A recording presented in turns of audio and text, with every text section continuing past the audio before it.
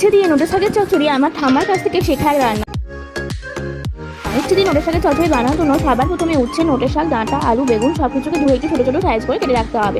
আর লাগবে একটু বড়ি, আর বাটার মধ্যে লাগবে শুধু সর্ষে বাটা। এবার করলাগুলোকে নুন আর হলুদ মাখিয়ে কিছুক্ষণ রেখে দিন। এবার একটি কড়াইতে তেল গরম করে তাতে বড়িগুলো দিয়ে ভালো করে ভেজে নিন। তারপর বড়ি ভাজা হয়ে গেলে করলাগুলো দিয়ে একটু ভেজে নিন। এবার কড়াইতে দুটো তেজপাতা, একটি শুকনো লঙ্কা আর একটু জিরে ফোড়ন দিয়ে তাতে আলু আর বেগুনগুলো দিয়ে তাতে কিছুটা পরিমাণ হলুদ গুঁড়ো দিয়ে একটু ভালো করে কষিয়ে নিন। তারপর তাতে নোটে ডাঁটাগুলো মিশিয়ে আবার একটু কষিয়ে নিন। তারপর সব কিছু ভাজা হয়ে গেলে তাতে পরিমাণ মতো জল দিয়ে, পরিমাণ মতো নুন, হলুদ গুঁড়ো, দুটো কাঁচা লঙ্কা দিয়ে জলটা ফুটে গেলে নোটের শাকগুলো দিয়ে ভালো করে মিশিয়ে দিন। তারপর তাতে ভেজে রাখা বড়িগুলো দিয়ে 7-8 মিনিট সিদ্ধ হতে দিন। তারপর ঢাকা খুলে করলাগুলো দিয়ে আবার একটু ঢাকা দিয়ে সিদ্ধ করে নিন। প্রথমেই করলাগুলো দিলাম না, এতে বেশি তিতো হয়ে যাওয়ার সম্ভাবনা থাকে।